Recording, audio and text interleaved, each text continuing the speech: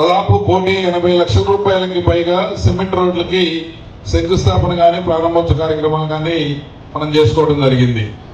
ఇప్పుడే మంత్రి గారి చేతుల మీదుగా దాదాపు 80,00,000 రూపాయలతో గతంలో నిర్మించిన రోడ్లన్నిటికీ కూడా ప్రారంభోత్సవ కార్యక్రమాలని మనం చేసుకున్నాం.